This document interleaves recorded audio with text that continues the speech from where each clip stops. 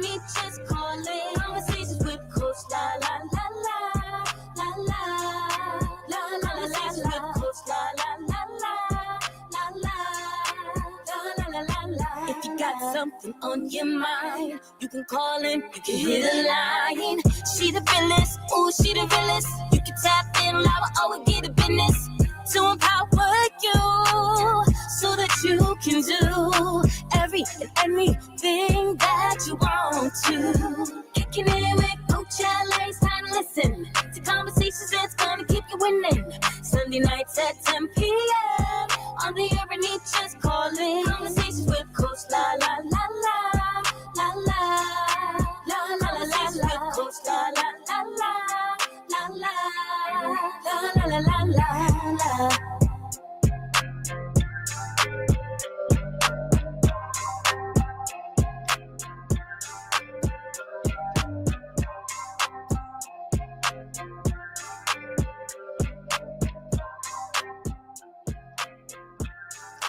What's going on, all you wonderful, beautiful people out there? How y'all feel? How y'all feel? Welcome to another episode of Conversations with Coach La La La. Look at me breaking the daggone microphone. Good Lord Jesus. Good Lord Jesus. What did I do, y'all? The whole thing just came off. Oh my gosh. I don't know what I just did, y'all. I ain't never seen that happen. Oh my goodness.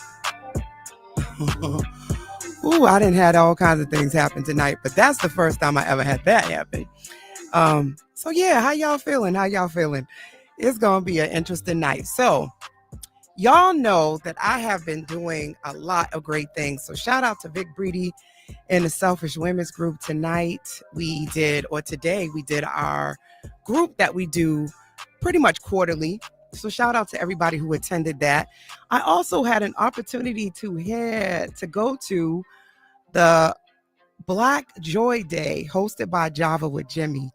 And I tell you, that was an amazing experience down at the ICA. I was like, wow, I never had been there before. And it was a beautiful exhibit. I got a chance to see some really cool art. And yeah, it was a good time. And it's been one of those moments where the summer is starting to wind down and life has been life. And so for so many people and a lot of my clients too, seasonal depression is real. People are getting very unhappy that the season is changing. But I like fall, don't really care too much for winter. But we are really excited about the things we got coming up at the radio station, because we have the Urban Escape on the Cape that is going down in December. You guys might have seen that we're starting to put out some flyers about the acts and the different things that are going to be coming. And I'm super excited about this trip. We did it last year, and you can get book your rooms on heat981fm.com. It's going to be a great experience, from comedy to poetry to the gala, to the pajama party, the silent party. I mean, we just got it all covered. It's a great family event that you absolutely do not want to miss. Now, I am waiting on my guest, y'all. I know that she is finishing up with her event that she has in Philly. So she's going to be logging in anytime now. So we have tonight, we're going to have two-time Grammy nominated spoken word artist, Queen Sheba. So I'm going to tell you more about her because she definitely will be logging in. I know she's running a little late from her event that she has going down in Philly. They're doing an open mic night tonight in Philly. And as you guys know about live shows, it doesn't always end on time. So she will be here. So for all you guys that are tuned in and looking forward to seeing Queen Sheba, she is definitely coming. So don't worry about that. She's just wrapping up with what she got to do.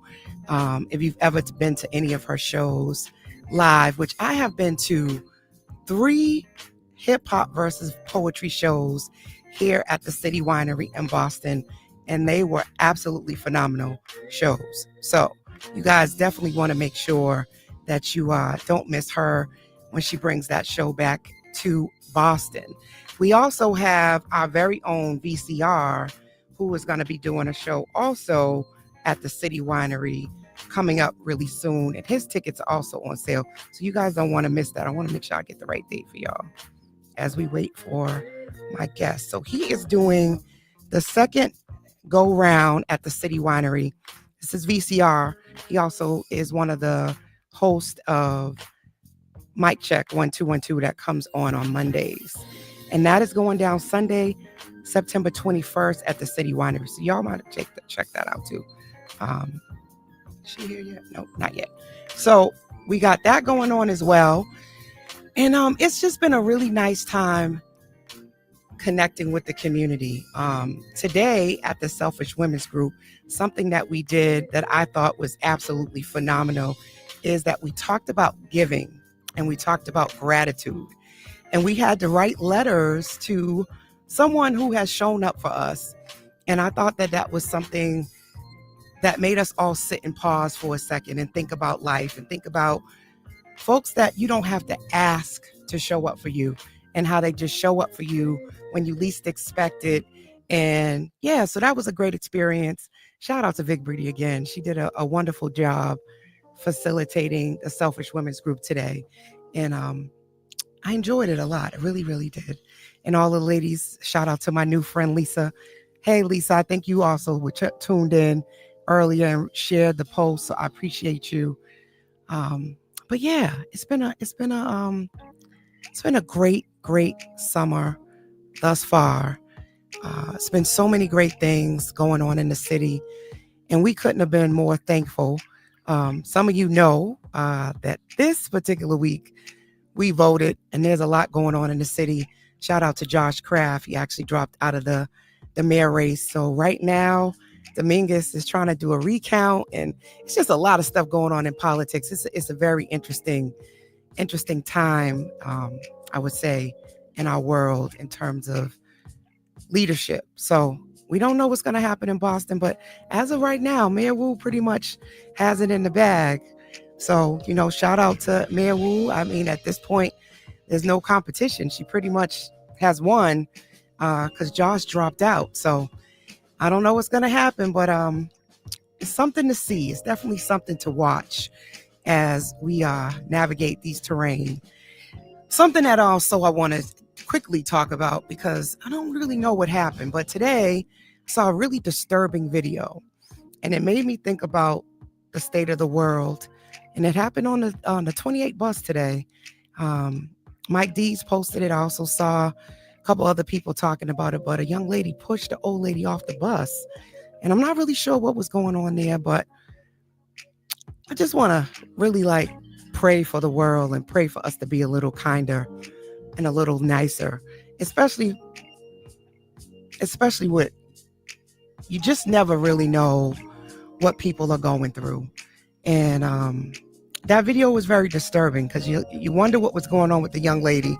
Definitely seemed like she was ready to get off the bus and the lady was blocking her way. And she just pushed her off the bus.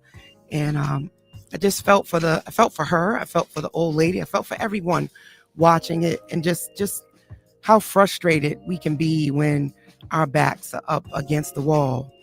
And tonight's episode is all about that, right? We're talking about heal people don't act like that. And it just made me think about all of the trauma and the things that we go through in the world and how those things shape our personalities and can trigger us to do things that if we weren't already stressed, overwhelmed, and feeling frustrated, we might choose to do something different. So I think it was Boston May. She was just saying, what's going on? What is really happening? And what's causing people to feel that way? And she was saying, back in the day, we were raised with respect and the world was different. And I don't know. I think, tragic things have been going on for a really long time. And sometimes I think we want peace and we don't want to see these things. I wonder if that's possible. I wonder if we'll ever get to a place where we won't see things like that. And because that's what she was saying, what can we do? And Mayor Wu has us thinking that the world is such a better place and things are better in Boston. And I think to a certain extent it's better in some ways, but then at the same time, it's not better for everyone. And as a clinical social worker and as a therapist, I often ponder this. It's just like, will there ever come a point where people won't need therapy? Will there ever come a time where there won't be cruel, mean, evil people in the world? And when I think about that, I often say I don't know that will ever be the case, because a lot of this behavior is passed down generationally. And to break these generational cycles, there has to be a cycle breaker. Somebody has to decide, you know what, I'm just not going to act like that no more. And with that, sometimes there's a lot of, you can feel alone and you can feel as if you are isolated, because who else is doing that, right? Like if you decide to be different than your family and not act like your family. So you think about racism, right? If you choose to be the one person in your family that's not racist and doesn't engage that way, how do you still come around your family? And for a lot of times, you're still coming around your family even when you don't agree with what they do and what they say, because, you love your family. But how do you do it? How do you actually find time, space, and change cycles when the people in your family are not ready to change? And I invite people to call in as we wait for Queen Sheba to log in, and hopefully she'll be logging in soon. She did say she was running about 15 minutes late. You can call in 617-238-7111. How do you think we should handle breaking cycles in this world, in this country, when everybody ain't ready to change? Is it the leadership? Is it, somebody said that the young lady who pushed the woman off the bus needs to be fined, charged, and put in jail. But we also have people saying that jail isn't always the answer. So what do we do? How do we get people who are not ready to heal to heal? What do we do? Whose responsibility is it? Some people say, what she also mentioned, people's kids out in the street cursing, yelling, doing all types of things. And she was like, she's sure that their parents didn't raise them like that. But how do we know that? That's the other thing. Maybe their parents did raise them that way. So what do we do? How do we get change in the world, and whose responsibility is it to do it? Especially if you don't have parents, right? Somebody said, well, that's because fathers are not in the household. Okay, that could be part of it, right? But what about the children who have a 2-parent household and loving parents that are still out here acting up? What should we do? How should we handle it? Programming, jobs, we say that that's all going to help, but some people still, with all of those services and resources, still decide to go and live a life of crime, get on drugs, no matter the support. So what do we do? How do we help that? Then someone else sent out a video, and it was a bunch of people that were on fentanyl, that fentanyl fold, and it's just all these people that are just looking like zombies. And I thought about them too. At one point, they weren't on drugs. At one point, these are people's brothers and mothers and sisters and, family that are just out here looking like zombies, and they're on drugs. And we'll say, well, where's the family at? Where's the resources? You got to go help them. Some people, you go try to help them and they don't want the help. They don't want to listen. You see people who post things on social media, for instance, and you'll go, oh, where their family at? Nobody's told them that maybe they shouldn't post these things, or they need to take that post down. You'd be surprised how many people tell their family and friends about their posts, and they still post it anyway. So what are we supposed to do? How are we supposed to help people who don't want to be helped? And I say that as a therapist, right? People will call and say, hey, they want to refer their family to therapy because they think their family member needs therapy. Family member comes to therapy and they don't want to engage. They don't want to do therapy. I'm only here because my mother told me to come, or my wife told me to come. So I'm just curious, whose responsibility is it? How do we handle these situations? Do we need more governance? Do we need more laws? Do we need to put more people in jail? More programming, more therapists? I mean, I'm currently recruiting anybody who wants to be a therapist to who has a MSW and is interested in being a therapist to come and work in my practice, and I can help train and develop you. Do we just need more therapists, more mentors? You know, I don't know, guys. I'm pondering it. I don't know that there's an easy answer to this. I think there's a lot of great people doing a lot of great work to try to change the world and make a positive impact. And despite all of that, there's still things that don't go right. You know, there's a lot of teachers who care and a lot of mentors and a lot of therapists and coaches that are out here doing great work to try to make a difference. And still a lot of evil and people who are just mean in the world. So it saddens me, you know, when I see things like that. It troubles my spirit. I know I can't change the world, so I just try to, well, that's not true. My contribution to the world is to just see one client at a time, one session at a time, one episode at a time, and to encourage people to really think about how are you showing up in the world. So somebody told me, they was like, you know, sometimes they just can't take it anymore, right? And they feel like they want to get their clap back, they want to get their get back, and they feel like they don't want to see people play in their face. And I said to her, I said, you know, there's a lot of people who are in jail right now who wish they could have just taken a moment to pause, to breathe before they made that decision to get their get back, their clap back, and that they wish they would have just walked away. You know, yeah. Tonight, Coach is in her feelings. I have to say, seeing that video, seeing the woman get pushed off the bus, just got me to thinking. And I've experienced a lot of joy recently. And also, that's the other thing. People have criticized folks for doing things that bring them joy. So were we supposed to just stay sad? You know, like, are you supposed to march? I know a lot of us are march. A lot of us are signing petitions. We write into our politicians, and we are hosting groups and doing advocacy work. A lot of us are doing a lot of work. Are we not supposed to take a break from that and go have moments of joy? Are we not supposed to celebrate the good things in our life? Where's the balance? You know, where's the balance? Because I get it. You know, hey, you guys are partying, going to cookout, going to see Charlie Wilson, and, you know, you're celebrating going to the Chris Brown concert. And there's people out there that are hungry or going through hard times. What are you supposed to do? If you are donating money, if you holding food pantry, if you go donate and volunteer your time, and you do this consistently, are you not supposed to have moments of joy?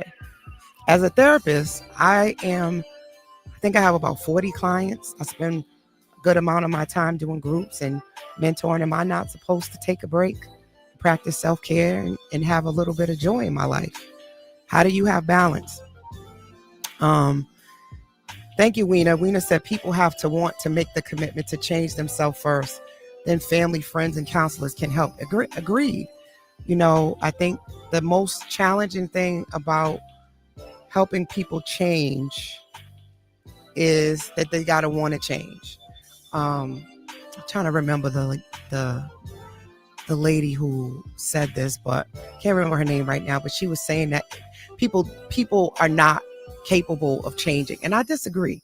I think that people can change if they want to change, and that's the key. They have to want to change, and sometimes it takes cutting them off, not dealing with them, and unfortunately, loss often is what gets people to change.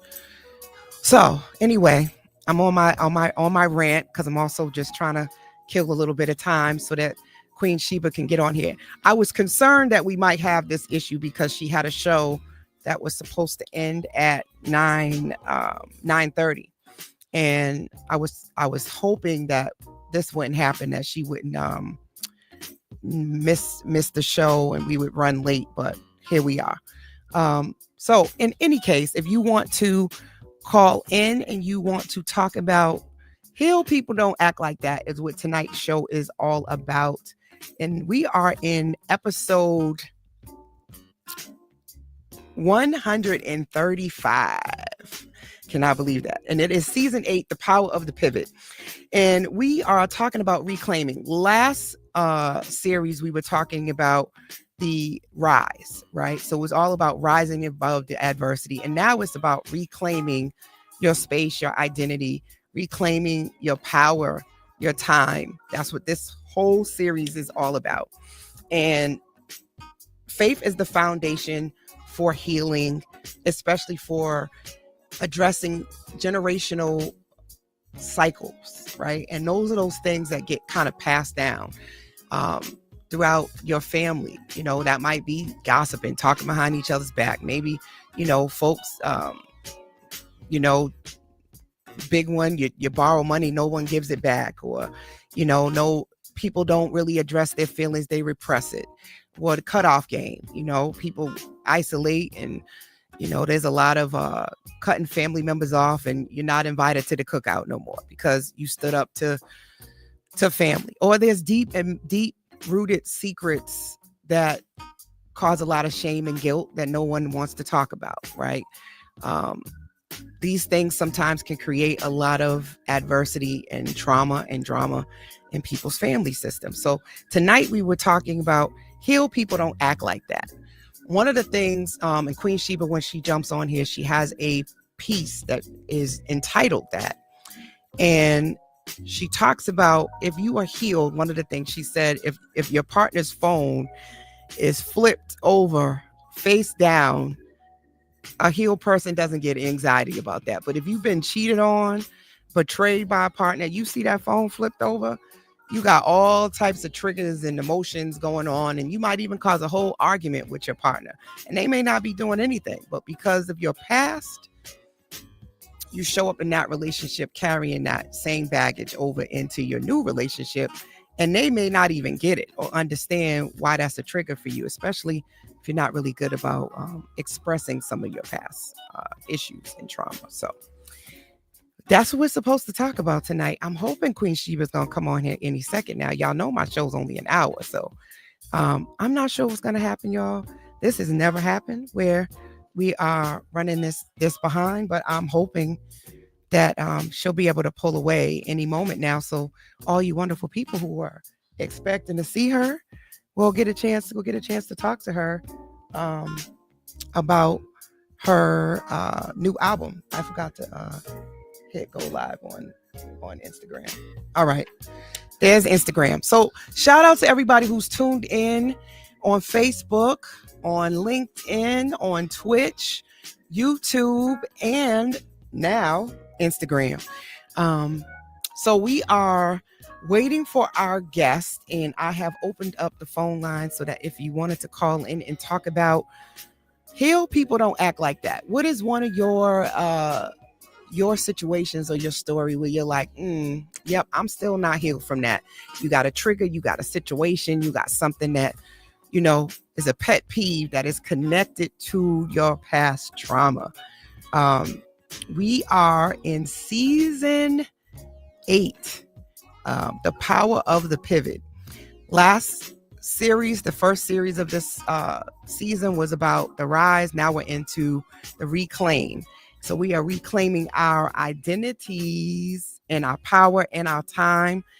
And you guys know I'm always talking about betting on yourself. So a lot of breaking cycles has to do with you betting on yourself, right? And that's to believe in yourself, empower yourself, and ultimately to transform your thinking, especially when your thinking is tied to, I think, your upbringing. And I think a big one for me was like, don't really engage with your neighbors. Your neighbors are not to be trusted, right? And I don't think everybody's that way, right? But I think that was something that was passed down from my mom to me. And then there's other people that they are really connected with their neighbors, and everybody, goes to each other's houses and they break bread and they do a lot of things together. But I realized that was some of my own upbringing that, I don't necessarily have to carry that forward, but that's where it came from. Trying to think of another one, but that's a big one for me because a lot of people are talking about community. And I think when the young lady said, back in the day, community was different, right? community members could say something to your kids and help raise you. I didn't really grow up with that particular piece of it. I think that I was just told to respect adults to a certain extent, because I think those things of respecting adults often, this is a trigger warning, y'all. Sometimes that got certain people in trouble, right? Because adults didn't always do the right thing. A lot of people have been, physically harmed by adults because of being taught, you need to listen to your elders, and you're not expecting your elder to hurt you. You're not expecting your elder to sexually assault you, to molest you, to do any of those type of things to you. So to a certain extent, a big one, hugging someone. So some kids have been taught, go ahead, go give Uncle such and such a hug. I've now come to understand when a child is uncomfortable with hugging somebody or doesn't want to sit on someone's lap, you shouldn't make them, right? But there was a time where things were different. It was a time where people didn't think like that. And, it's unfortunate that certain individuals' behaviors and, harming young people have made it where you don't even want your kids to go spend the night at some people's houses because you don't want anything to happen to them. Those are those type of things that linger from past trauma from certain family systems. And it's like, how do you address that? And how do you talk about that? How do you keep each other safe? And sometimes the only way to keep your child safe is you just can't spend a night over no one's house, And I don't think until I got older, it was explained to me why my mother was uncomfortable with that, why she didn't want me to spend the night over people's houses. And a lot of that stuff is connected to trauma. And it's like, how do we break that cycle? Especially when sometimes the secret is somebody did that and no one addressed it. No one made that child feel safe. The amount of clients that I have, that's Queen Sheba. She's signing on right now, y'all. The amount of clients that I've had that have reported, telling and sharing that they were harmed and weren't believed is mind-boggling to me. The number of people who have a story of being sexually assaulted is mind-boggling to me. The amount of women who've been sexually assaulted is mind-boggling to me. It's just like, I wish that there was a way to ensure that these things never happen, but we also want women to feel safe, to walk the street, to be able to wear whatever they want to wear when they want to wear it. And the world is not always, you're not able to always do those things, but we're fighting often just to be able to be safe and to be able to be authentically ourselves no matter what. And I don't really have an answer for all of this, y'all, except for, I'm here to listen to people's stories and help them process it and help them make sense of things that sometimes don't make sense. And that's just hard. It's really, really hard. So tonight's episode is just grounded in a lot of that because so many people are walking around with a trauma story. I also listened to a lady on Instagram. She goes by the Capacity Coach, and she has talked a lot about not letting your trauma story be the story that guides you and to build capacity and to be able to move past it. So we're gonna talk more about that. But my guest is finally in the back office over here. She's in the green room, and so let me tell you a little bit about her. For first of all, she was on my wish list. I have been to three hip hop versus poetries here in Boston. And each time I had a wonderful time. It's a well put together show. And I have Chief the Poet, Amanda Shea, and Amanda Shea was also co-hosting. And this is how I learned about Queen Sheba. And she is a 2-time Grammy nominated spoken word artist. And what makes this so unique is that she's the first woman to get nominated back to back. First off, she's a poet, she's an author, she's a professor, and she's an activist her work bridges art, healing, and social justice. And in 2025, she released her 10th album, which was Civil Rights. The South Has Something to Say. I'm sorry, The South Got Something to Say. Now this is her 12th project that we're going to be talking about tonight, which is called A Hurricane in Heels. Heal people don't act like that. She has performed and been featured with Robert Grasper, who's also a Grammy nominated artist, on the project F Your Feelings. She has been honored at the NAACP Image Awards. She has been named Atlanta Spoken Word Artist of the Year, and she has numerous community awards for her cultural and social impact. Her journey from foster care to international stages, including performances at the Apollo, PBT's Lyric Cafe, and festivals in Africa and Europe and the Caribbean. She has reflected all of her work with resilience and her dedication to truth telling. She's a professor of creative writing at Clark Atlanta University. She has been mentioned and she has mentored so many of the next generation's writers and helping them publish some of their first books.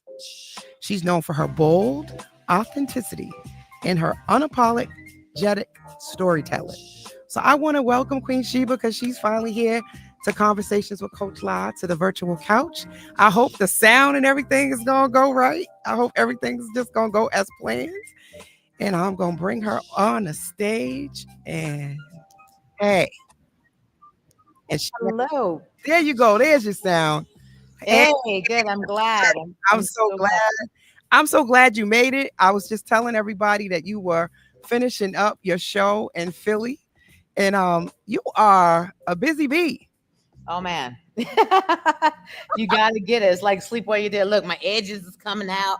We were running around the stage. We had such a good time tonight. Such a great, I am so amazing thankful that you were able to come on and just be able to be here with me because, like I said, you were on my wish list. I remember interviewing oh my goodness, my brain, I'm having another one of those brain fogs, but I was interviewing another poet and they were actually performing with you, and J Rose was performing. Oh, she's right here. Yo, That's so good. Then she came down here to my me. Hey, so I was interviewing J Rose. I can't believe you just said your name. the last time I was on your show, I was in Atlanta. Yes, I'm about to tell you the story. That's so awesome. Look how the world works. Oh my goodness. So I was interviewing her and she was getting ready to perform at your show. Same thing. She was like rushing from stage to get on the show. And I was telling her you were on my wish list. And yeah, so I've been. Oh, that's so amazing. Look at the world.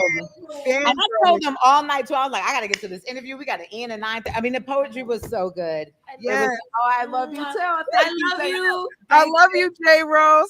Right, thank you so much. You were awesome. You were amazing. The whole night was amazing. Hey, thank you. Right.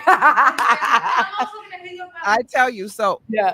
So for everybody that's listening, y'all are probably like, what is going on right now? I know. They were like, what just happened? This is probably but this is what happens when you have a Grammy nominated artist. You just make time, you make space, and you go with the flow.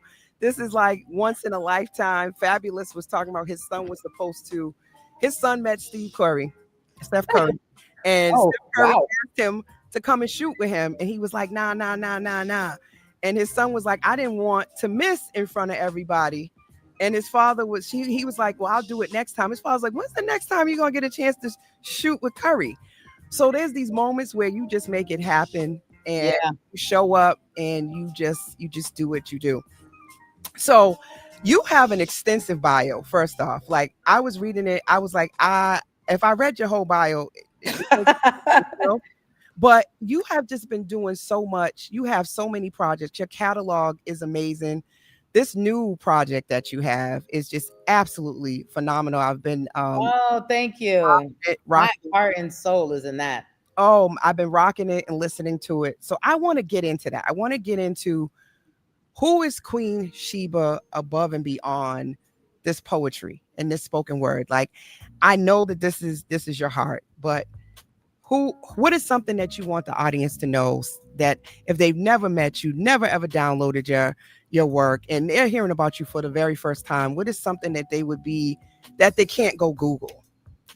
That I take risks that a lot of other poets don't in their writing. Like I don't dance around metaphor. I give you the story how it is. I have creative license, so sometimes I exaggerate for, poetic fun or to get a point across. And um, I don't I don't metaphor a lot, so I take a risk in my writing where I think other poets might be afraid to. Some other poets, not all, but some other poets might be afraid to take that risk and really be vulnerable in their work. And I think it's becoming.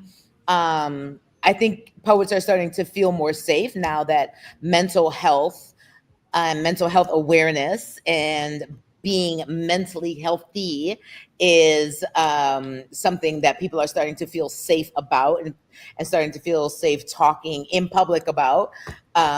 So I think they're starting to write more about their trauma and their stories, and solutions to them, where I have been doing that for a really long time because I didn't know another way not to throw myself off a bridge or in front of a car. Like I'm just out here living this poetry life and not really having a lot of guidance. And when things would go wrong, I'm like, okay, what do I do? Where do I go? Who do I talk to? Like what's happening? And it's tough, especially as a woman, especially as a Black woman, especially as a Black queer woman. It's crazy out here in the streets, and you really have to make your way. You really, and there's no certain way to go in spoken word. Poets are in movies, they're in voiceovers, they're in commercials, they're in Broadway plays, they're in off Broadway plays, they're writing songs. So I mean, there's no one thing to do with a spoken word artist. A lot of PR agents are like, "What do we do with you?" Everything is the answer. Everything, whatever you want to do, I can do. So now that I've hosted for the Grammys, I can host for the Tony Awards, for the BET Awards, for the Emmy Awards. And so now I have that credibility where I'm not going to blurt out something crazy live on camera. Then, I can be trusted in that arena. And so poets should be in those places. We should be hosting the VMAs, the video, whatever is happening, you know what I mean, the ESPYs. We should be everywhere that whoever is considered a celebrity, we should be there as well. I love that. So you've been called one of the most talented writers in our genre, right? Oh, give How do thanks. you, how do Their you words, not mine. how do you personally describe your voice and your purpose as a poet? My purpose has always been love. I've been a tough love type of person. When it comes to myself, I'm like, hey, get up and do this. You know, I'm after 24 years of poetry, you wonder day to day, like, what's next? What do I do? Like, what's the next thing do I do? Do I throw another show? Do I go on another tour? Do I write another book? I have 11 albums. Do I do another album? It's like, because there is no path, there's also no gold star for climbing. You know what I mean? You do it because you love it, because you have the passion to do it, because you want to do it. That's it. There's nobody patting you on your back saying, oh, hey, you've been in this 5 years. Good job. Unless your community is celebrating you, you're doing it because you want to. And I just think that I've always wanted to be a career spoken word artist, a career writer. So I write everything. And that's what I want to do. I love it. I love how authentic you are. Listening to your album and the fact that a portion of it was done live at the City Winery, it really feels like a live show, right? And a story. You are truly a storyteller. So as the things are happening, you're like adding, I would say, vignettes or snippets of what's really going on, and you're actually super funny. Let me tell you something. I almost, only because I didn't want to confuse people about what album to vote for, but I almost cut the ad libs out and made a comedy album. I might do that next year. I really might take all the ad libs in between the poems and make a comedy album, because I love comedy. And it's such a release. Because listen to this, poets, we take 3, 4, 5 minutes to talk about the story, and it's heavy, or even if it's funny, right? But comedians, we talk about it, we move on. Talk about it, move on. We hit it and we move on. And I think sometimes that's so much better than lingering. And I love both. And I went to comedy school because I believe in learning the craft. this is just my opinion. I don't believe that unless I'm a prodigy, which I'm not at all, unless I can hear music and just play it, which I cannot. I'm horrible. I have no rhythm whatsoever. But unless I'm a prodigy, I have to study Right. my craft. I still go to workshops. I just went to somebody whose workshop did I go to? I just went to somebody's workshop. Oh, yeah. I went to this author's workshop the other day and she taught me a new way to memorize. I said, after 24 years, everything she was saying, I was like, done that, done that, done that. And she got to this one thing, and I was like, what? I was like, oh man. And she taught us a way to never drop a piece or a poem. She's the author, but same thing. You know what I mean? Yeah. She was teaching us You how you to. might have to tell me offline because I can memorize for the moment for that show. I can tell you right now. She said, especially, well, I said to her, I said, I wish I would have known, I wish I would have known this 20 years ago, because I could have saved a whole genre of poets from ever dropping a poem. So you take your poem, you memorize it the way you normally do, right? However you normally memorize a poem. Then you cut it up on paper, like literally physically cut it up, fold up those cut up parts, put them in a box, and you pull them out one by one and memorize those parts. Once you've memorized those parts, you'll never drop them again, because poets, especially, we always start over. So then we always remember the beginning. Of course, remember the end, because maybe we tied it up with a cute bow. We had a bar, we had a mic drop, something like that. But the middle, we're like, But when she said that, I said, wow. I don't know why. I've never heard of it. I never thought of it. Nobody ever told me that. And she's so true. She said, otherwise you end up in a continual loop of going back to the beginning, I said, man, if you ain't never lied, you have never lied. So cut it up, put it in a box. And let me tell you, I have a TED Talk coming up October 17th, and I am going to practice. I'm going to memorize it like I normally memorize it. Then I'm going to cut it up. And she, talked about the mind palace and being able to put parts of the piece onto places in your house so that you memorize it that way as well. And then you can assign things to different parts of your house so that when somebody says, oh, give me the fireplace piece, and then you can go right to the fireplace piece. So you don't have to memorize in order. Now you can go part 1, part 5, part 6, part 7. So don't cut it up in like 100 parts. Cut it up in 5 or 6, and then you could say, hey, you know what? Go to part 7. Go to part 1. 8. Go back to 7. Go to 2. Go to 7. Go to 1. And so you'll never drop it again. Never. You'll never drop it. And it's in your head forever. I like that. Me too. I said, I wish you would have told me 20 years ago. I got it. So my favorite one is to record it and just listen to it like a song. Well, that's one of the ways. She talked about that too. But again, you start over, right? You start the song over. So you got the beginning. So you do that, you put it in your brain. But how you know that you have something mastered and memorized is if you can repeat it in your head with your mouth closed without moving your lips, then you know you have it mastered. I love that. So spoken word is sometimes misunderstood as just performance. But your work shows it is deeply tied to healing and justice. How do you define spoken word as a healing practice? Because this is one of my favorite things, because I'm a poet too, and I tie it to mental health. So what do you think about that? How do you do it as a healing practice? Because it seems like every poem you write is a journal entry or right from your diary. Especially this album, A Hurricane in Heels, is definitely my most vulnerable album. And it's because you're the first person to hear you before you get on stage, before you practice it with your friends, before you call and leave it on their voice note or voicemail machine, before you share it with anyone. You're the one that hears you.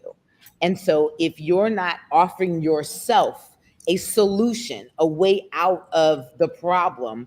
And for those who don't know me, I have poems and short stories from everything to my moon cycle to living in a roach infested apartment. And I made those things funny, but really the moon cycle poem, which is called the Real Period poem, is about me having endometriosis. That's what it's really about, right? And which is a very harsh disease on the woman's body.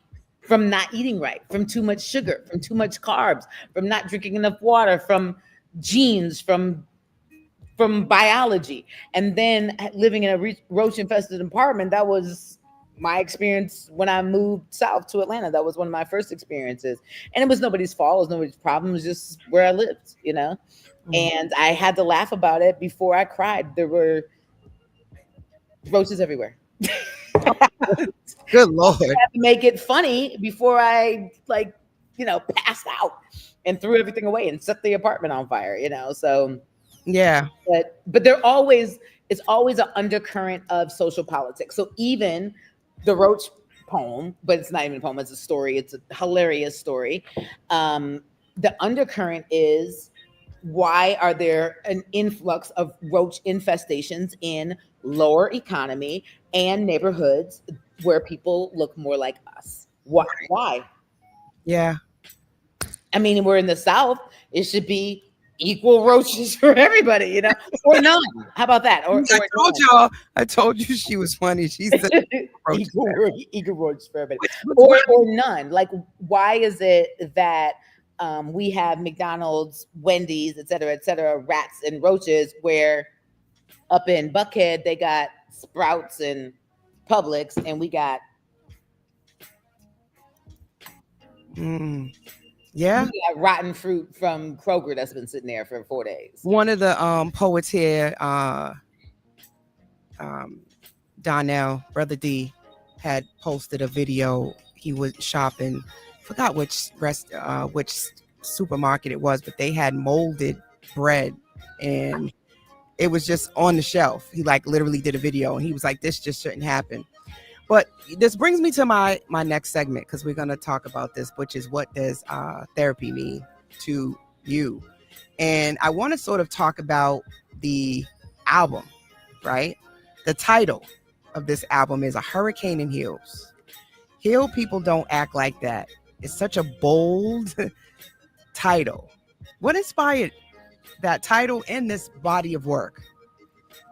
So what's interesting is, initially it was called Heal People Don't Act Like This, because I was talking about myself, right? Mm-hmm. But then when I made the t-shirt, people didn't want to wear a t-shirt that had accountability. So I changed it. Yes. It was crazy. So if you had on my t-shirt, well, this is the wrong one, but if you had on my t-shirt that said Heal People, A Hurricane in Heels, Heal People Don't Act Like This, you're talking about yourself. And so then people are going to be like, what do you do? Starting a conversation about you. And so people were like, I want that. So I offered options and people were buying Heal People Don't Act Like That, but which I could still talk about myself, right? But they didn't want immediate accountability. They wanted to be able to deflect and then be able to say, oh, someone over there feels like this about this, and without talking about themselves. And I was like, that is crazy. But the name of the album is Sometimes I Feel Like, what was it? It was the Tasmanian Devil, right? That's just running through things, wrecking life. And the last couple years, I don't know. I just haven't got it right. I don't know. And I've learned through therapy that I don't know is a lie. You take out the I and the don't, and you have your answer, which is no. So I'm not sure exactly why I'm in the situation I'm in. There's several small reasons, and I'm having a hard time facing myself and making the decision I need to make, which is adult and healthy, to get myself out of the situations that I'm in. And they're heartbreaking, and they're sad, and they're heavy, and you can't be inspiring and you can't receive inspiration when you're feeling heavy, right? And you just brought a whole mouthful to what this whole episode is about, which is the power of the pivot. I was waiting for you, so you missed that. So just to kind of bring it full circle, which is, how do we, the first part of this season 8 series was about rising above the adversity, and you are opening up the part 2 of this series, which is about reclaiming. And talk about the universe, right? But reclaiming your time, your power, your energy, and how do you go about doing that, right? And I was saying before you got on, there was two things that happened that I saw. A young lady pushed an elderly woman off of a public bus here, and it got recorded. And she had a baby carriage, and it just seemed like she was having a whole moment. She was telling the lady to move and got frustrated and just literally pushed her off the bus. And so that, and then there was a video showing all these different people that were clearly on fentanyl, and they were doing the fentanyl fold, and just the state that we are with addiction across the nation, right? That you find pockets like this, and how it was, disheartening. And one of the videos was saying, hey, the politicians are making us think that the world is better here in Boston, for instance, and it's not. And people's kids, another person made a comment about people's kids being outside and cursing and just being disrespectful. And I was saying, well, whose responsibility is this? Right? Who do we blame? Is it the politicians? Do we need more rules? Somebody was saying the lady need to be put in jail, but I'm like, that's clearly frustration. That's coming from someplace for her to get that frustrated to push this elderly lady. And as a therapist, I'm getting a lot of different things that people bring to session. And I'm like, is there ever going to be a time where there's not pain, there's not hurt? No, because we keep passing it on. And that was, we keep being passive aggressive and passing. There have been times in the last 2.5 years, I've noticed myself being passive aggressive. I'm like, why are you doing that? She'd be like, why aren't you just saying what you want instead of throwing an adult temper tantrum to try to get what you want? Like, that's not cool. You know what I mean? And I think we learn inadvertently, subliminally, through social media, throw a temper tantrum and you'll get what you want. You know what I mean? And I don't think that we think that, if I throw a temper tantrum and get what I want, but it's subliminal messaging. You know what I mean? And act spoiled and you'll get no, grow up. And I have had to have a long, hard talk and look at myself. The other thing is, and until you are in alignment, and I'm talking to myself, y'all, until I'm in alignment, things will not go well. They won't go well because you're going to be in fight or flight, and you're going to be worried about being in alignment the whole time you're not in alignment. And I know, listen, y'all, I know sometimes it looks easier to stay in comfort, stay in the job, stay in the relationship, but it's not, because the long-term effects of staying somewhere where you're not happy or flourishing, maybe you're happy, but you're not flourishing to your full potential, and you don't even know what your full potential is because you're not letting God lead. You're leading. Right. So one of the things, poetry that I love about your poetry is that transforms pain into purpose, which I think a lot of poets do that. Yeah. Spoken word validates identity, affirms survival, and fosters connection. And I think one of the reasons why I gravitate to poetry and why I created Poe Therapy is I think it's one of the true spaces that's still left, where you can be authentic and talk about whatever you want, and not necessarily get canceled. Although comedy, was like that too for a while. But poets are trying to cancel other. I got dragged twice this year. I was just about to say, although it's starting to get more and more where it's like people take your freedom of speech. And to me, it's so crazy. It's like you want to drag anybody on social media before having a full-on conversation. Now, I understand the A-listers, the attorneys talk to the attorneys, so they drag people because they can't really get to them, right? So I get that, but people that are accessible, poets who are accessible, comedians that are accessible, have a conversation with them first, clear the air first. I just talked to somebody the other day about a misunderstanding we had about a Women's History Month show that I was throwing. And she said, yeah, the only reason I didn't go to social media. And I said, why would you go to social media? You could have just called me. And it's just a generation that just feels like that's their just due. And it's not. You're hurting more than just that person. And that needs to be understood. Yeah, I am heavy tonight with this show because I feel like I've been taking in a lot of content, and it just seems like no one really knows what the solution is, but everybody knows what the problem is, right? And I often think the first step is check oneself. Remember that? Check yourself before you wreck yourself. Check it. I just feel like a lot of times we're not self-reflective. And it's funny that you bring up the t-shirt. People didn't like it because it was a level of accountability. And I often will say, as a therapist, I have tools and skills and I'm trained, but that does not exempt me from the human experience. Therapists have therapists, lawyers have lawyers, Right. doctors have doctors. Right. Like I still experience anger, frustration, sadness, all of the things I experience.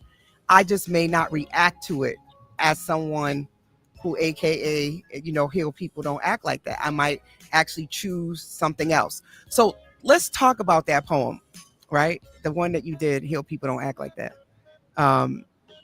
I don't even know if you could do that piece. I was trying to find it so I could play it, but I couldn't get a clip, and I should have asked you for it so I could have played it on the radio. I'm on my computer. I can find it. Let's see. So one of the things you said, I think it might have been more the ad lib, and or maybe it is in the piece where you like, a healed person, and I said this before you came on, doesn't react to their partner having their phone flipped over. Oh yeah, that's in the poem. Yes. So this poem, I know for me, I was like, wow, this poem, I need to have my clients listen to it because there was so many elements about triggers and things that sort of throw you off. It throws you off from being maybe your authentic self.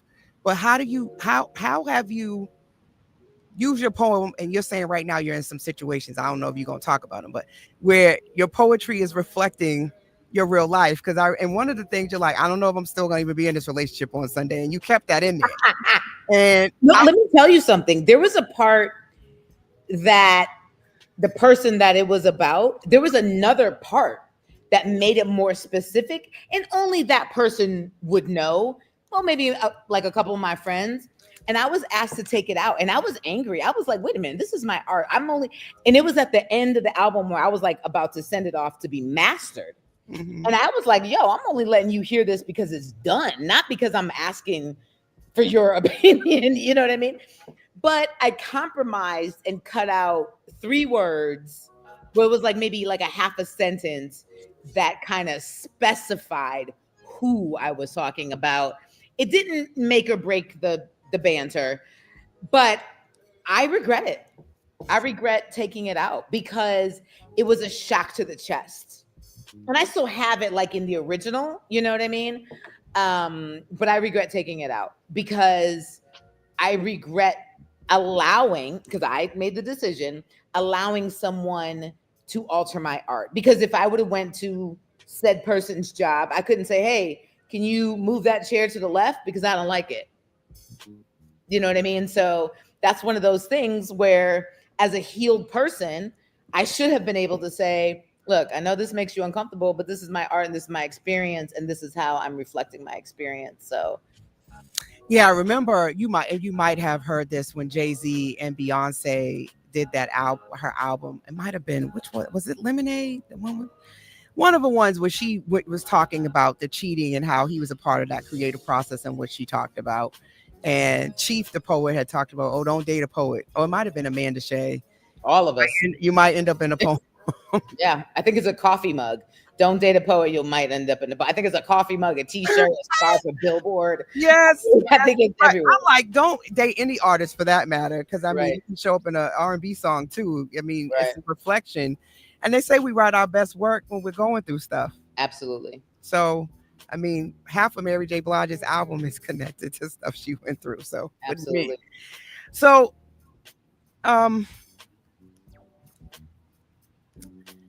it makes I'll just say about that banter, that interlude. So on the album, you all, it's the interlude right before Donald, 45-47, where I was in Chicago City Winery. And the part that was taken out was an audience member. I'm bantering, and that part's still in there. The part that was taken out was an audience member said to me, because I said, "Hey, do you guys have any dating advice?" That part's still in there. And then the joke about, "Hey, go home with a sandwich," because I'm like, "Hey, I don't know if I'm gonna, still gonna be together."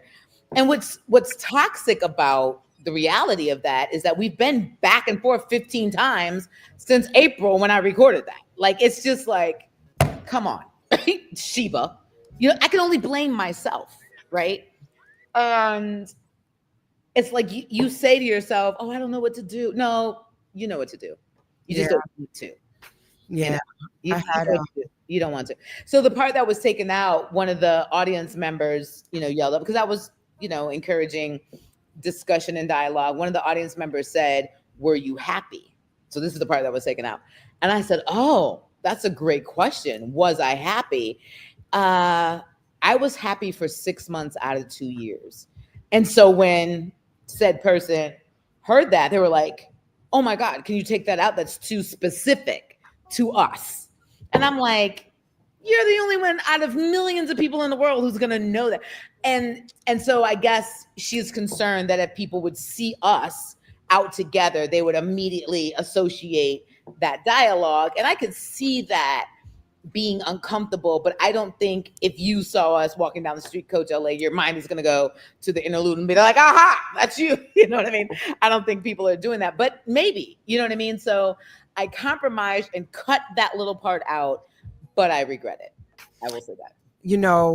It's interesting because what does that really mean? It can mean a lot of things. And I think this goes back to perception and how do we move forward in healing, right? And what does that look like? Does that look like denying the truth and not admitting that that's what was happening and actually bringing that to the forefront and having this discussion about it? Or do we act like it didn't happen? And this episode is about reclaiming, and sometimes reclaiming your truth it makes someone else uncomfortable, but do you not say it? And I think makes me it made her uncomfortable, but my ultimate decision that I know probably needs to happen is gonna make me uncomfortable because I'm exhausted, and I feel like it was a beautiful lie, but it was all been a lie. And that sucks because I was in on the lie from the beginning. And you can't go anywhere if the beginning is a lie. There's no, because it's always going to be that pee that you sleep on the mattress, that the princess sleeps on. I don't know if y'all know that story, but it's always going to be that pee under the mattress that just is like, y'all could be 50 years in. But I always believe that, and I have another poem that addresses that. It's called the ick, right? It's the ick when you're starting to fall out of love with someone, but you're not all the way out, but you should be out. You're just like, I hate the way you breathe. This is tough. This is, but I'm wondering, right? If all of this is about healed people don't act that way or act like this, how is that connected? Like when we are supposedly staying in something too long, or we're tolerating something too long, and then we say, "I'm falling out of love." Like, is that? Well, each poem offers a solution at the end. So when I write, I always offer a solution. It might not be your solution, and it might not be the solution, but it's the solution that I've come up with, at least for me, and hopefully it's helped someone listening to it. So at the end of each poem, you said you listened to the album. So at the end of each poem, there's a, "Hey, do this. Or you could do this, or you could do this, or you could do this," right? And I also always tell people, just because we wrote it, and I think I wrote a blog about that this week. Just because you wrote it, that's the first step. Congratulations. Congratulations, you wrote it. Now you have to do the steps to get to the healing process. You wrote it, now you got to face the mirror. Now I always say you got to ask ChatGPT to help you write the escape plan. So ask ChatGPT to help you write the escape plan. ChatGPT, help me write, how to find an apartment. When should I move? How much money do I need to save? And that sounds silly, but writing it out sometimes makes it less overwhelming than it feels. And Yeah. yeah. I mean, having the plan is one thing, right? But having the courage Mm. to execute the plan, That is, I can't talk about it, but that is what my TEDx talk is about. It's called The right? Spark. And it's called, I mean, it talks about courage. And I have to memorize it. And hopefully, as I'm memorizing this TEDx talk that I'm going to do on October 17th, and and we're allowed to talk about where because we want people to come, is at Georgia College, 89 miles east of Atlanta. So come through. I hope that I'm going to give myself the courage to do what I'm telling myself to do in this TED talk because I need it. Yeah. I need it. I wrote the album. I wrote a book called Clemency. They're both released. Now I have this TEDx coming up, and I hope it gives me the courage to do what I don't want to do. I got you. Now, you have enough time to Yeah. stay on here a little bit longer. Sure, At like absolutely. 2 minutes, I have to do a commercial break, but we can't I stay. can read the poem for you when we come back. Yes, so that we can get our full time because I do want to ask you a couple more questions, and I definitely want to talk about your bet on self moment. And I got to do Coach's Corner. So for all you guys that stuck around, I know some of y'all are still listening. We're gonna go a little over tonight, but it's not all the time that I have a 2-time Grammy nominated artist on the couch with me. So And we praying for 3, y'all. We pray. This year is it's tough. I mean, but yeah, there's a lot. Princess's album is fire too. And then we also got Kira J. I don't know. Did she also submit hers? Yeah. So did Saul Williams. Ah, So did Omari Hardwick and Anthony Hamilton together. I didn't know about that. Yeah. But guess what? It's going to be a great category. It's going to be a great category. Let's just say this. The category ain't going nowhere, baby, because y'all coming heavy. Oh, hold on. Here we go. The unexpected. Unorthodox radio from Boston and beyond. Heat 981fm.com and iHeart Station. All right, y'all. Y'all know y'all still tuned into Conversations with Coach Lau, your favorite around the way therapist. I know I usually tell y'all this, but in case you forgot, he is the only Black-owned radio station on the iHeartRadio platform. So y'all, check that. Oh, hello. Yes, we are the only one in Boston on the iHeartRadio platform. So shout out to everybody that's tuned in through iHeartRadio, YouTube, Facebook, Instagram, Twitch, LinkedIn. Did I say that one too? Yes, all y'all. I appreciate y'all every week and all the support, all of the sharing. I really, really, this is episode 135. So I appreciate y'all. So yes, I appreciate y'all so much. So one of the questions that I have for you, you've navigated layers of identity, and that is all interweaved, all of your work, all of your different pieces. You've shown different elements of your own personality, from being a Black woman, a womanist, being adopted, being queer, being a poet, being an educator. How do you think these intersections shaped your work and your resilience? Oh, because once I sign on to something, I'm going to advocate for it. Just like the Grammy category, just like spoken word artists having music with their poetry. So once I decide to be an educator and what I'm going to educate about, I'm going to go full throttle. I'm going to try to be the best educator that I can.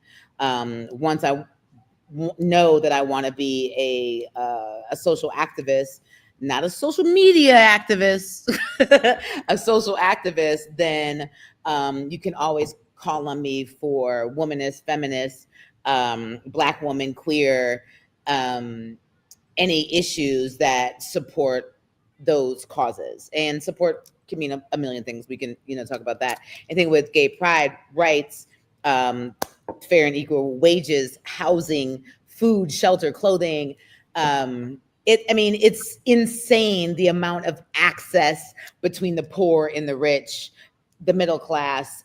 Everybody should have clothing, food, and shelter, clean, fresh water. And it's insane when somebody doesn't. And so that's what I advocate for, because there's only me. There's only me. I have a son. And then I have 2 grandchildren. And so my lineage is with him. My name stops, my last name Rem stops with my son, with Freeman.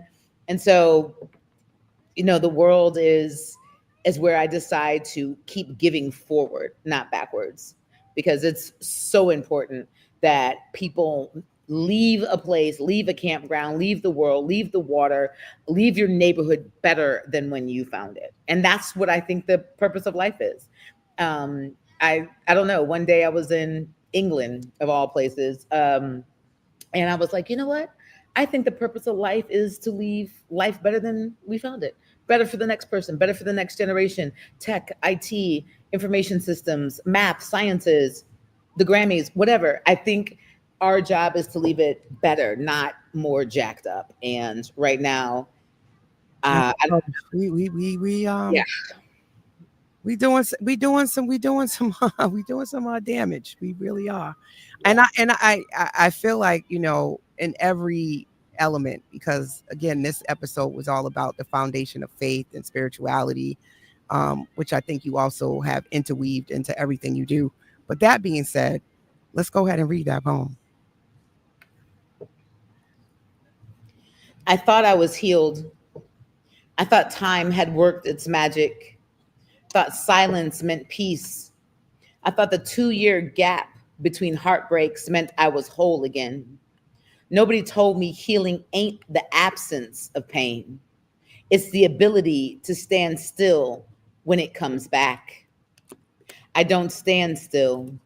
I poem, I marathon, I cycle, I run, I fly far, fast. I outrun the questions. I outwork the doubt.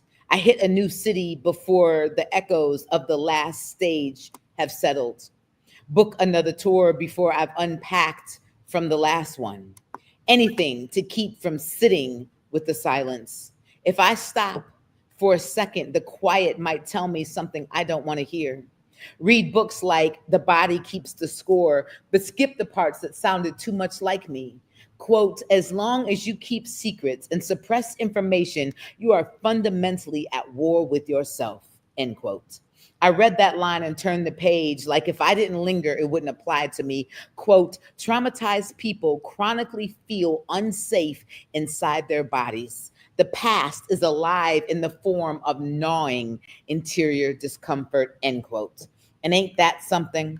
Ain't that why I go hard in the gym, push past exhaustion, turn my body into an unbreakable thing? Not because I love the work, because my delusion of grandeur tells me the Olympics will call again. Because if I can control this vessel, maybe the ghost won't know where to find me. I close the book when the words hit too close, pretend I don't see myself in those pages, listen to podcasts about self-love like the Black Girl's Guide to Self-Care. One hand, Black girl, amen, at you are already good enough, and borrowed the hoodie off a Houston poet's back. True story, and deep down wondered if that really applied to me. I'd be real good at pretending like I'm unbothered. True Leo flex, exuding pride and confidence. Beneath the surface, there's a tsunami of self-doubt, a fear of vulnerability, a need for control. Love knocked again. Called, actually. Suddenly, I ain't know where to put my hands, what to do with the quiet, how to let a person breathe without holding my own breath. The first time they don't text back fast enough, I'm pacing like it's a hostage situation. The first time they say, I need space, I start measuring exits, checking fire escapes, packing my bags in my head like I knew this was coming. I be real good at pretending I'm unbothered, but my body keeps receipts overflowing in my armrest, spilling out of my glove box. I walk like I got free will, but my feet still follow the patterns I swore I broke. I swore I covered with the snow, and I'm from Michigan. I love like I ain't afraid, but my hands tremble when I reach for something or someone that might stay. So I tell myself, healed people don't act like this. Healed people don't get triggered by someone putting their phone face down at dinner. Healed people don't assume absence is abandonment. Don't treat affection like a loan they might have to pay back without interest. Healed people don't flinch at good morning texts because they've read that script before and know how it ends. Maybe healed people just ain't been tested yet. Maybe we don't know who we are until love asks us to prove it. Maybe I suck at relationships. Or maybe I just ain't as healed as much as I thought I was. Either way, my baggage claim is full, y'all. And I can't keep pretending I don't know who it belongs to, but it's mine. And I can unpack it one piece at a time in my own time. Poem.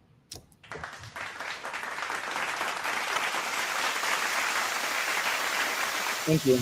That is on A Hurricane in Heels. Yes, yes, yes. One of the pieces that I was like, wow. Again, I'm gonna have my clients listen to that. So can you take us through the creative process of that piece? Where were you emotionally and spiritually when you wrote it?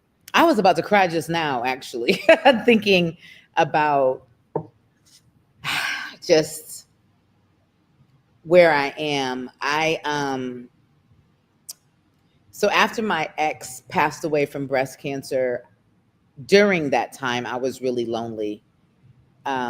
Cancer patients, I did a lot of reading about cancer patients. Give thanks, I appreciate that. She passed of breast cancer before she was 40, so please get checked, y'all, men and women. Especially if you feel a lump, go immediately. She did not go immediately. We did not go immediately. We let it, oh, we're busy, we're working, and we went later, and she was already at stage 3. So after she passed, during breast cancer, during her cancer journey, I was very lonely. She decided to go see the world. It was during the pandemic. I was extremely lonely and depressed, and we were going through it. So cancer patients either do one of two things with the person that they're closest to. They either latch on and become the most amazing person in the world and make amends, atone for, or they become complete havocs. And I got the latter. I was abused in all the ways that you can think of. And it's really hard to talk about because she had cancer. And so it's hard to talk about, someone that's passed away and people are like, oh my God, don't, it's just, so where do I go? Yeah. What group is there? I was in therapy, but talk therapy it didn't do it. I was on Lexapro and Paxil, and we're talking about the pandemic. I'm by myself in the house. She's got breast cancer. I'm being abused. I'm in the house with her ex-girlfriend's nephew as a roommate. And it was a horrible 18 months, 2 years. She flew all around the country, all around the world to try to find healing for her cancer. I helped her raise money, and I just got the backhand, literally and figuratively, to everything. It was a devastating experience. So I was very lonely during and 2 years after. And then I met someone else, and I was coming out of depression. In 2022, I did not leave my bed unless I had to, and I messed up everything. I messed up my job at Clark, and luckily my boss loves me. Shout out to Dr. Bess, and she covered for me as much as she could. I was able to come back, but I had to promise her that I would get my act together in 2023, and I did. And I gained like 35, 40 pounds.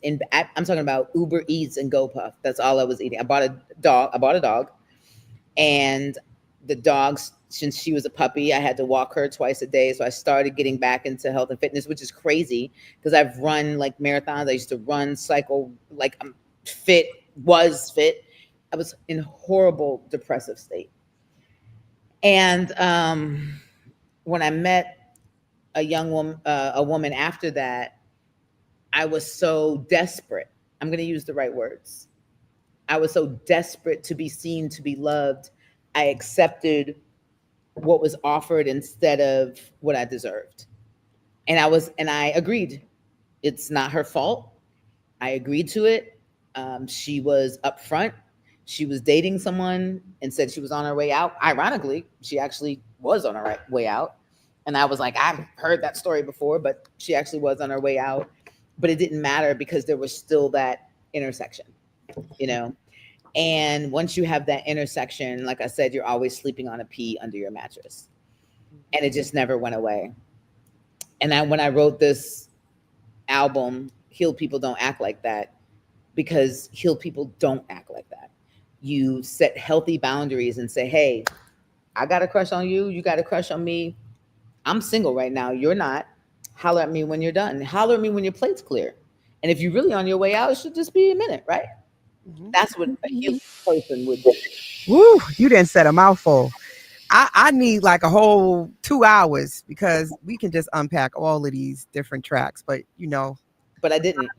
time is of essence, and I know we're getting close to having to wrap up the show. But And so I wrote this album. So that's where all this album came from.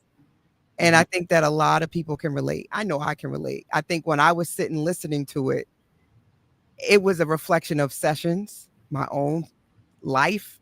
It was just so many elements that you can connect to that everybody needs to go download and listen to it. That was just one of my favorite pieces is Heal People Don't Act Like That. But it's on all platforms. So I want everybody to go and listen to the whole thing. And not to mention, you got shows happening all over the place.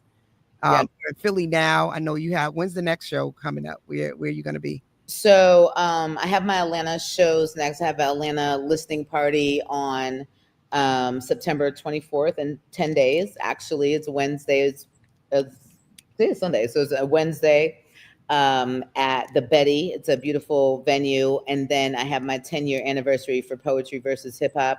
And after that, Poetry versus Hip Hop is staying in Atlanta unless somebody cuts a check because it is a huge production.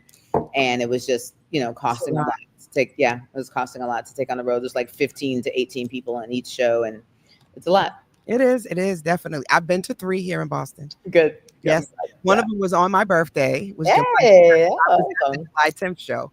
So yeah, okay. It was my birthday. I attract cancers. Yeah. Yes. I'm awesome. So let's talk about the Bet on Self moment. Let's go ahead and get into this because I think this will sort of wrap everything up in a nice little bow. Sure. Because Bet on Self moments you may or may not know. So let me tell all of the people who have never been on my show before. These are those moments in your life that you decide, despite your situation, despite your upbringing, despite your past, despite what people told you could or couldn't do. Those are those defining decisions where you choose healing, growth, and change, even when it's uncomfortable. And it sounds like you are on the verge, on the cusp, on the tippy toe of a lot of Bet on Self moments. So currently, past, future, tell us about where you are and what's the next best Bet on Self moment for yourself. Like literally? Literally. Oh Lord. Okay. Like, what do you think about that when you hear what it is?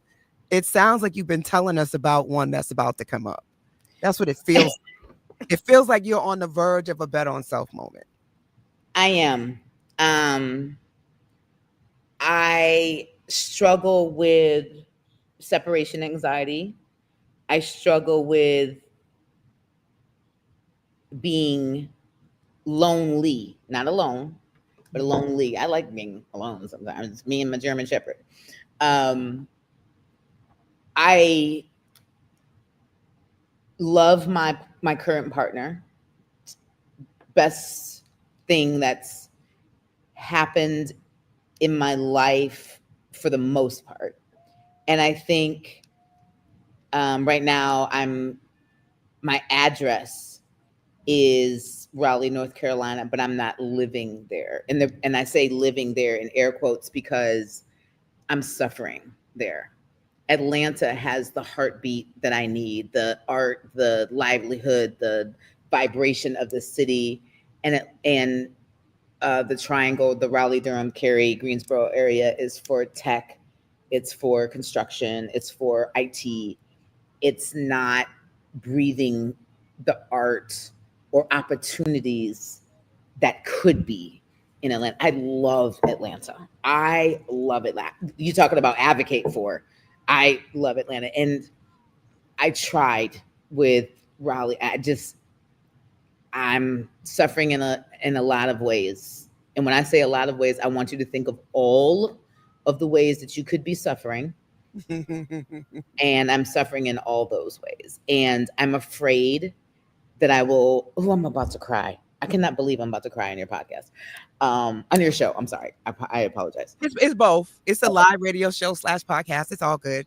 I am afraid that I'm gonna lose my partner because she is a deflective, shutdown, withdrawal personality, and kind of out of sight, out of mind. She doesn't do a lot of, hey, here's a picture, here's a video. That's me, you know. Hey, here I am. Blah, blah, blah. I'm in Chicago. I'm in Ukraine. That's me, right? It's not a lot of that reciprocation, and so I think the love bombing stage is over, where we both did that in the beginning. And I just think that the distance is gonna ultimately kill the relationship. And so this is where I struggle with, am I manifesting it, or am I predicting it? Am I manifesting it, predicting it, or I just know it's going to happen? Is it discernment or is it prediction? So I believe I have strong intuition and strong discernment. And so I know I need to move back to Atlanta, like full-time, change my license plate, change my license full-time. I have a house there. Is that where your partner is, in Atlanta?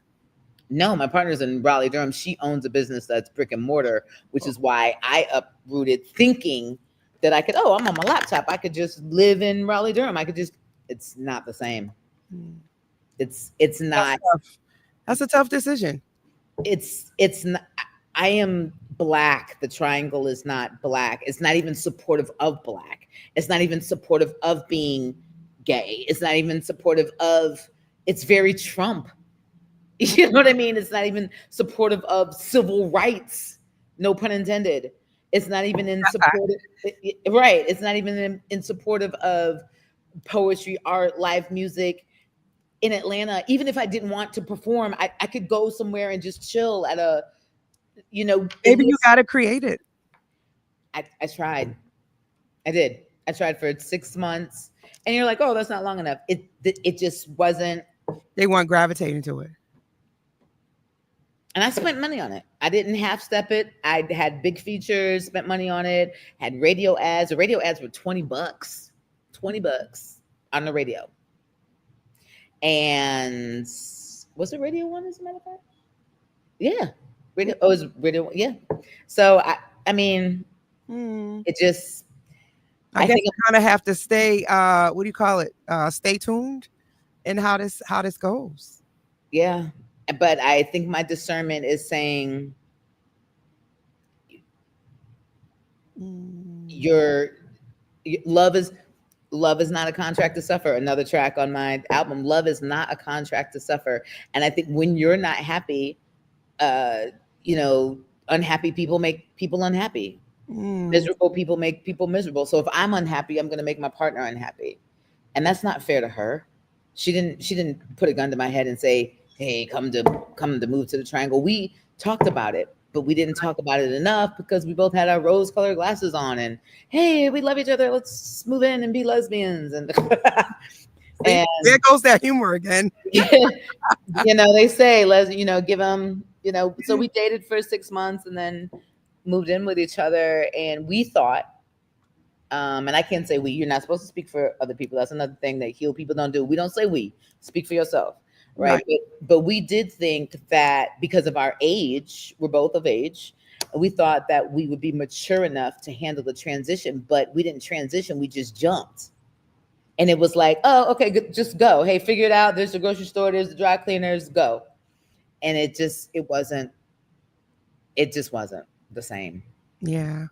You know what's so interesting about a bet on self moment? Because you doing what you're doing is a bet on self moment. You trying it and giving it a shot is a bet on self moment. You also saying, you know what? There's some things I didn't flesh out. And I think you mentioned a couple of good things: separation anxiety, sort of, what do you pick? Love, career. That's a tough one, right? Like at the end of the day, you got to have those elements that make you whole and make you complete. And if you feel like there's a piece that has to get cut off, what is worth the compromise, right? And I think ultimately I want to give you a lot of kudos, because I think even though this is hard, the fact that you're talking about it, expressing it, and looking at it is considering all the options. Okay. Yeah. So we're gonna I know you got to go, right? They said we're about to cut the lights off on you. Yeah. So let's go ahead and wrap this because I'm so happy that you were here. So let's go right into the Coach's Corner. You guys have stuck around. Again, you don't always have somebody of your caliber on the show. We have all types of people, but I know you're busy, so you making time, I really appreciate it. No, I really appreciate. No, thank you, but I really appreciate you being flexible and allowing me to come on a little late when the show was running behind for poetry. That is means a lot to me, and that's very integral. Thank you so much. I really do appreciate that. Thank you. It means a lot. So Coach's Corner is just all we just gonna wrap it up, and it's just our opportunity to really talk about what our takeaways are. What do we want people to sort of take away from this show? It's a moment to reflect and gather key takeaways. So we're gonna quickly do that. What is a takeaway? What is it something that you want people to take away from being in your audience, listening to your new album, just engaging with you in general? What do you hope people are taking away from your work and taking away from this conversation? Believe in yourself, listen to yourself first, follow your heart and your discernment, lead with God, trust your instinct in your gut. When you see the pink flag, don't wait for the red one. You do not need to suffer in any relationship, if it's friendship, familyship, love, or a job, your church, your community. You can remove yourself, control your mouth. And what I mean by that is take a second. And if you feel like you're about to be reactionary, just say, what did you mean by that? So you can take a second to then process what they said and then come up with a healthy decision for yourself. Do not cheat on someone else. Cheating is cowardly.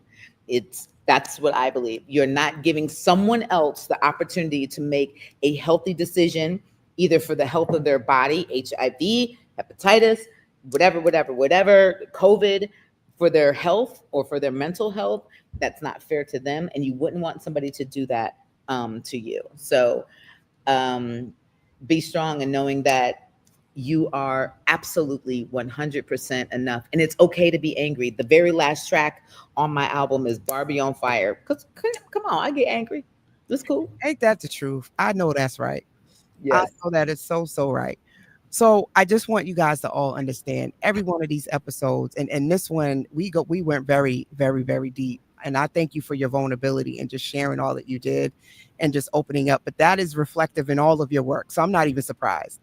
But reclaiming begins with recognition, you everybody. Healing is not a solo act. It is a communal, generational, and a spiritual act.